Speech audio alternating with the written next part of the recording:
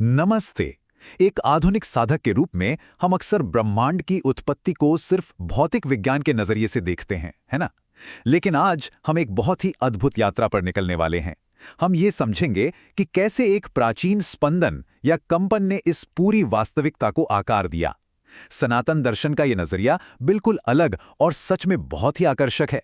तो चलिए, बिना किसी देरी के इस आदिनाद के रहस्य को सुलझाते हैं। शुरुआत करते हैं मांडूक्य उपनिषद के एक बेहद शक्तिशाली सूत्र से। संपूर्ण जगत ओम में समाहित है। अब देखिए, ये सिर्फ कोई साधारण शब्द या अक्षर नहीं है, ये पूरा का पूरा आदिनाद है। सृष्टि का वो पहला मूल स्पंदन जिसमें हमारी पूरी दुनिया सिमटी हुई है। सोचने वाली बात है ना, क्या ध्वनि सिर्फ सुनने के लिए होती है या फिर ये वास्तव में हमारे ब्रह्मांड का आधार हो सकती है? इस पूरी प्रक्रिया को समझने के लिए हमें थोड़ा पीछे जाना होगा, समय से भी पहले, एक शाश्वत मौन की अवस्था में। हम बात कर रहे हैं ब्रह्म या उस परम शून्य की। ये वो अवस्था थी जब कोई हलचल नहीं थी, बस एक पूर्ण मौन था। लेकिन ध्यान रहे, ये खालीपन नहीं था, बल्कि शुद्ध चेतना का अस्तित्व था। बस एक इंतजार था अभिव्यक्ति की उस पहली चिंगारी का। दिलचस्प बात यह है कि आज भी जब कोई साधक ध्यान में बैठता है तो वो जाने अनजाने में इसी शाश्वत मौन की एक झलक पाने की कोशिश ही तो कर रहा होता है। तो फिर इस मौन से सृष्टि कैसे बनी? आइए देखते हैं उस जागरण को जब ब्रह्मा ने पहली बार इस आदिनाद को सुना। अगर आप इस टाइमलाइन को देखें तो एक बहुत ही कमाल की बात पता चलती है। भगवान ब्रह्मा कोई सर्वज्ञ जादूगर नहीं थे जिन्होंने अचानक सब कुछ बना दिया। बिल्कुल नहीं, वो खुद एक साधक थे। मौन के उस लंबे युग के बाद कमल पर उनका उद्भव होता है। जब वो जागे तो उन्हें भी नहीं पता था कि उनका उद्देश्य क्या है। फिर शुरू हुआ तपस्या का युग। वो गहरे ध्यान में गए और उस सन्नाटे में उन्होंने ओम की अनाहत ध्वनि को गूंजते हुए सुना। इसी आंतरिक गूंज से उन्हें ज्ञान मिला और वेदों का प्राकट्य हुआ। मतलब कुछ भी निर्माण करने से पहले ध्यान और सही श्रवण कितना आवश्यक है ना? अब आते हैं एक बहुत ही दिलचस्प बिंदु पर।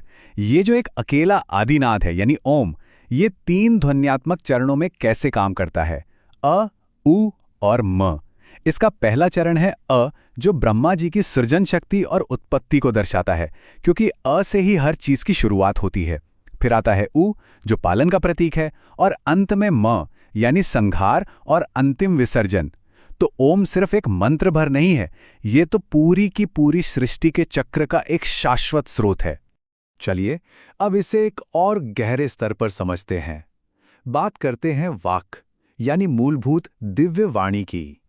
आप देखिए, हमारे प्राचीन ग्रंथों का विज्ञान कितना सटीक है।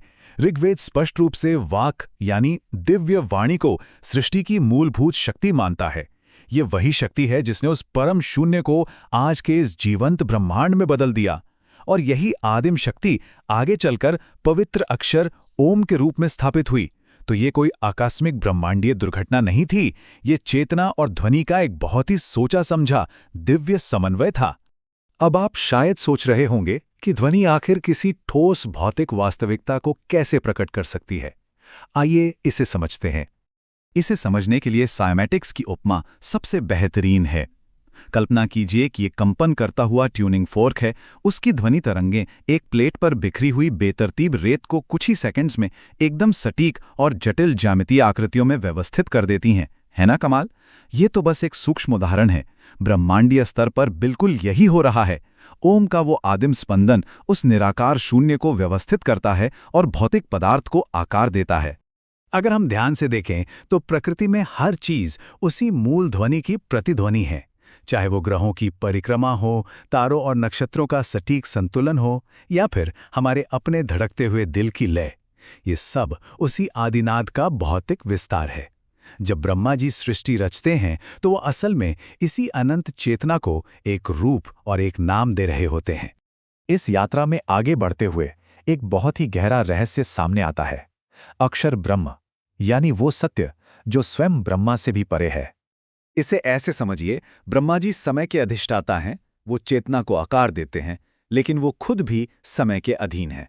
उनकी बनाई हुई रचनाएं अंततः प्रलय में विलीन हो जाती हैं। पर दूसरी तरफ है ओम, जिसे उपनिषदों में अक्षर ब्रह्म कहा गया है।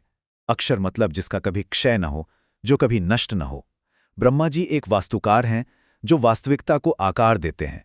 लेकिन ओम वो शाश्वत और अविनाशी सत्य है जो ब्रह्मांडीय प्रलय के बाद भी हमेशा बना रहता है, बिल्कुल शाश्वत। और अब सबसे महत्वपूर्ण हिस्सा, ये सब हमारे लिए क्या मायने रखता है? आइए इसे अपने भीतर सूक्ष्म जगत में अनुभव करें। हमारे दर्शन का सबसे सशक्त सत्य ये है कि हम भी उस सृजनात्मक चेतना से जुड़ सकते हैं। कैसे? ध्यान के जरिए। जब एक साधक पूर्ण शांति में ओम का ध्यान करता है तो उसके भीतर ठीक वही सृजनात्मक चेतना जागृत होती है जिसका उपयोग ब्रह्मा जी ने ब्रह्मांड को प्रकट करने के लिए किया था। सोचिए जरा, इसका मतलब है कि ओम का ध्यान करना सिर्फ एक आध्यात्मिक अभ्यास नहीं है, बल्कि ये खुद सृष्टि के मूल तत्व से जुड़ना है। ये एक रचनात्मक प्रक्रिया है, उन तारों और ग्रहों को जन्म देने वाली ऊर्जा को अपने ही भीतर महसूस करने की प्रक्रिया। हम इस अद्भुत यात्रा के अंत में आ गए हैं, लेकिन ये अपने पीछे एक बहुत ही गहरा सवाल छोड़ जाती है।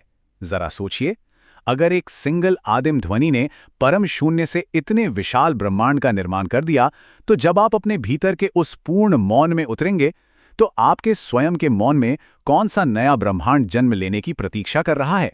इस विचार को अपने साथ रखिए। इस प्रस्तुति से जुड़ने के लिए बहुत बहुत धन्यवाद।